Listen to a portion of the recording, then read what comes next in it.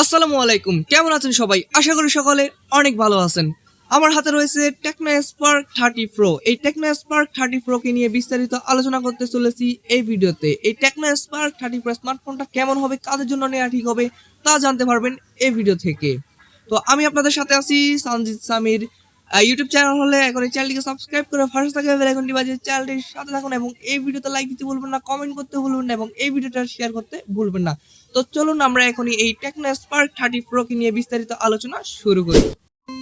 Tecno Spark 30 প্রোতে রয়েছে 6.78 ইঞ্চের একটা AMOLED display, যাতে রয়েছে 120 হার্জ রিফ্রেশ রেট। এই 120 হার্জ রিফ্রেশ রেট থাকায় স্মার্টফোনটা টাচ রেসপন্স কিন্তু খুবই ভালো হবে। আর এতে অ্যামোলেড ডিসপ্লে ব্যবহার করা, এর কালার কোয়ালিটি কিন্তু বেশ ভালোই ছিল। আর এতে ভিডিও থেকে কিন্তু অনেক মজা পাবেন, যেহেতু এখানে অ্যামোলেড ডিসপ্লে রয়েছে। অ্যামোলেড ডিসপ্লে কিন্তু আসলে অনেক ভালো, তো এখানে তারা অনেক ভালো একটা কাজ করেছে টেকনো। তো এর ডিসপ্লে কোয়ালিটি কিন্তু অনেক ভালো, তো এর টাচ রেসপন্সও কিন্তু খুবই ভালো। আর এখানে গেমিং করেও মজা পাবেন, যেহেতু এখানে 120 হার্জ রিফ্রেশ রেট রয়েছে, বেশ একটা স্মুথনেস আপনারা এখানে পাবেন। আর এতে কিন্তু অ্যান্ড্রয়েড 14 এর সাপোর্ট রয়েছে। আর এতে চিপসেট হিসেবে রয়েছে মিডিয়াটেক হিলিও G100, যেটা 6 ন্যানোমিটার আর্কিটেকচার বিল্ড করে একটা অক্টাকোর প্রসেসর, যেখান থেকে আপনারা মোটামুটি বেশ ভালো একটা পারফরমেন্স পাবেন, মোটামুটি গেমিং করতে পারবেন। এখান থেকে আপনারা সোশ্যাল মিডিয়া যে অ্যাপসগুলো রয়েছে বেশ ভালোভাবে ব্যবহার করতে পারবেন, কোনো রকমের সমস্যায় পড়বেন না। এতে কিন্তু অনেক ভালো মানের পাওয়ারফুল একটা চিপসেট ব্যবহার করেছে তারা। আর এতে রয়েছে 108 মেগাপিক্সেলের একটা ক্যামেরা এবং একটি অক্সিলিয়ারি লেন্স রয়েছে। আর এই ক্যামেরাটা দিয়ে সর্বোচ্চ ভিডিও রেকর্ড করতে পারবেন 1440p 30 fps এ। আর এর সেলফি ক্যামেরাটা হচ্ছে 13 মেগাপিক্সেলের, যা দিয়ে ভিডিও রেকর্ড করতে পারবেন 1080p 30 fps এ। আমার কাছে এই স্মার্টফোনটার ক্যামেরা সেকশনটা আমার কাছে অ্যাভারেজ মনে হয়েছে। এখানে আরও কিছু উন্নতি করার প্রয়োজন ছিল। তো টুকটাক যারা ভালো মানের একটা মানে অ্যাভারেজ কোয়ালিটির ক্যামেরা এবং পাশাপাশি পারফরমেন্সের জন্য একটা মোবাইল চুজ করতে যাচ্ছেন, তাদের জন্য আমি মনে করবো এটা মোটামুটি ভালো একটা ডিল হবে।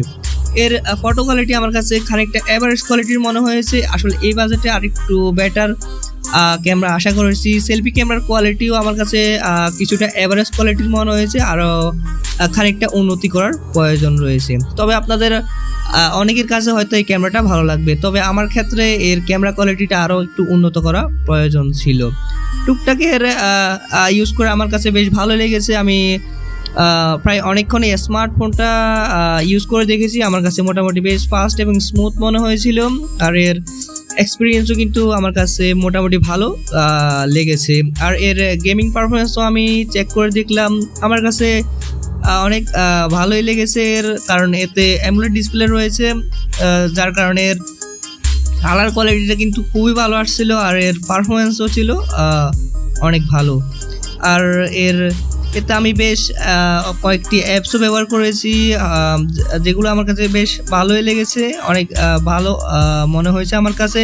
আর এতে কিন্তু রয়েছে 5000 mAh এর ব্যাটারি, যা দিয়ে আপনারা মোটামুটি নর্মাল ইউজে 2 দিনের মতো ব্যাটারি ব্যাকআপ পাবেন। আর 33 ওয়াটের চার্জিং সাপোর্ট করবে, বেশ ভালোই ডিল বলা যায় এই বাজেটের মধ্যে মোবাইলটা। আর মোবাইলটা বাংলাদেশ মার্কেটে কিন্তু একটা ভেরিয়েন্টেই পাওয়া যায়, যার অফিসিয়াল প্রাইস হচ্ছে 128GB 20,999 টাকা। তো আমার কাছে মনে হয়েছে স্মার্টফোনটার দাম আরেকটু কম হলে আরেকটু বেশ ভালোই হতো। তো এই দামে তারা চেষ্টা করেছে অনেক কিছুই দেওয়ার। তো আমার কাছে মোটামুটি ভালো লেগেছে, প্রায় অ্যাভারেজই মনে হয়েছে আমার কাছে মোবাইলটা। তো আপনাদের কাছে কেমন লেগেছে মোবাইলটা অবশ্যই কমেন্ট বক্সে জানাতে ভুলবেন না।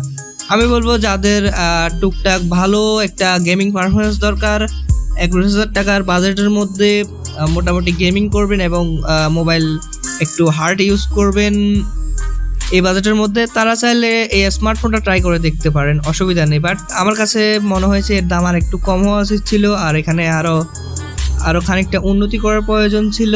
তো আমার কাছে অনেক মোটামুটি অ্যাভারেজই ভালো লেগেছে। তো আপনারা চাইলে ট্রাই করে দেখতে পারেন। ভিডিওটা কেমন লেগেছে তা কমেন্ট বক্সে জানাতে ভুলবেন না। আর যদি ভালো লেগে থাকে তাহলে এখনই চ্যানেলকে সাবস্ক্রাইব করে ফার্স্ট থাকে বেল আইকনটি বাজিয়ে চ্যানেলটির সাথে থাকুন। আর এই ভিডিওতে লাইক দিতে ভুলবেন না, কমেন্ট শেয়ার করতে ভুলবেন না। তো আমি সঞ্জিত সামির এখান থেকে বিদায় নিচ্ছি, ততক্ষণ সবাই সুস্থ থাকবেন, দেখা হবে পরবর্তী কোনো ভিডিওতে। সকলকে ধন্যবাদ, খোদা হাফেজ।